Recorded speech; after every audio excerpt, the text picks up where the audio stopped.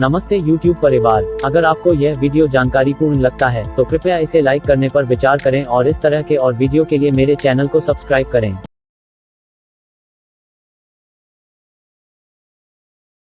क्या आपने कभी उस दिन के बारे में सोचा है जब आप पहाड़ों में सूर्योदय का बेसब्री से इंतजार कर रहे होते हैं और सूरज नहीं दिखता?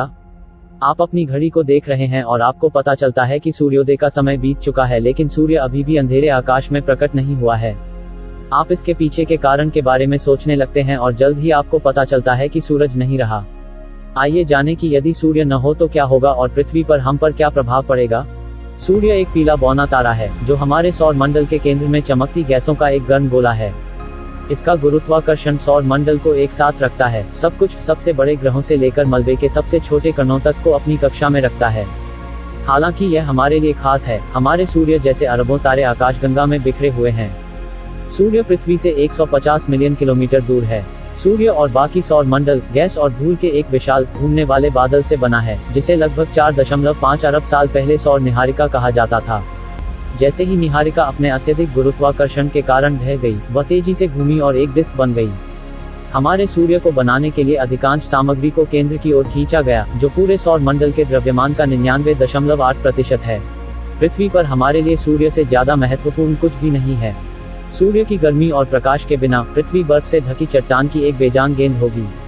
सूर्य हमारे समुद्रों को गर्म करता है, हमारे वातावरण को हिलाता है, हमारे मौसम के पैटर्न को उत्पन्न करता है और बढ़ते हरे पौधों को ऊर्जा देता है, जो पृथ्वी पर जीवन के लिए भोजन और ऑक्सीजन प्रदान करते हैं। सभी तारों की तरह किसी दिन सूर्य की ऊर्जा समाप्त हो जाएगी।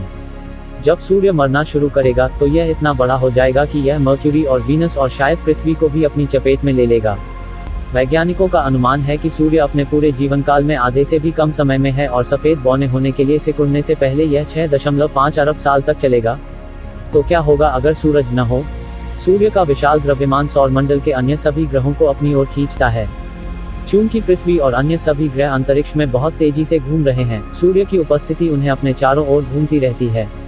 यदि सूर्य अचानक गायब हो जाता है तो पृथ्वी और अन्य ग्रह अपनी आगे की गति को बनाए रखेंगे, प्रभावी रूप से एक सीधी रेखा में बाहरी अंतरिक्ष में उड़ान भरेंगे। किसी को अंदाजा नहीं है कि अगर ऐसा हुआ तो क्या होगा।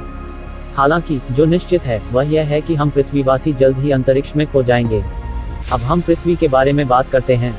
इसका पहला प्रत्यक्ष प्रभाव यह होगा कि पूरी मानव जाति को अनंत रात का अनुभव होगा। हम बिजली का इस्तेमाल शहरों और गांवों को रोशन करने के लिए कर सकते हैं और आग का इस्तेमाल खुद को गर्म रखने के लिए कर सकते हैं। लेकिन यह नहीं भूलना चाहिए कि हम ज्यादातर ऊर्जा के गैर नवीकरणीय स्रोतों का उपयोग करते हैं और शोधों के अनुसार जीवाश्म ईंधन 2060 तक ही चलेगा। जल्द ही हमारे पास जीवाश्म ईंधन भी समाप्त हो जाएगा, जो हमारे लिए और भी अधिक समस्याएं पैदा करेगा। पृथ्वी को गर्म करने के लिए सूरज की रोशनी नहीं होने से जल्द ही तापमान गिरना शुरू हो जाएगा और पृथ्वी बहुत ठंडी हो जाएगी। इतना ठंडा -240 डिग्री सेल्सियस की पृथ्वी पर जीवन का टिकना असंभव हो जाएगा। क्या बेहद कम तापमान हमारी एकमात्र समस्या होगी? दुर्भाग्य से नहीं। हमारी दूसरी बड़ी समस्या यह होगी कि सूर्य एक इंजन की तरह है जो समुद्र की धाराओं को चलाता है। सूरज के बिना समुद्र में धाराएं उच्च ज्वार पैदा करेंगी। ज्वार इतना ऊंचा होता है कि यह बड़ी सुनामी का कारण बनता है। ये सुनामी बहुत सारे मानव आवास को नष्ट कर देगी। प्रकाश संश्लेषण के लिए पौधों को भी सूर्य के प्रकाश की आवश्यकता होती है। सूरज की रोशनी के बिना सभी छोटे पौधे दिनों के भीतर मर जाएंगे और धीमे चयापचय के कारण पेड़ जैसे बड़े पौधे वर्षों के भीतर मर जाएंगे। पेड़ पौधे न होने से जानवर मरने लगेंगे और धरती पर ऑक्सीजन का स्तर गिरना शुरू हो जाएगा। ये सभी परिणाम इंसानों और जानवरों की पूरी आबादी का सफाया कर देंगे। केवल सूक्ष्म जीव अगले अरब वर्षों तक जीवित रहेंगे, लेकिन धीरे धीरे वे भी मर जाएंगे। हम सभी जानते हैं कि यह एक निश्चित भविष्य है और यह होना तय है। फिर हमारे पास मानव के जीवित रहने का क्या मौका है?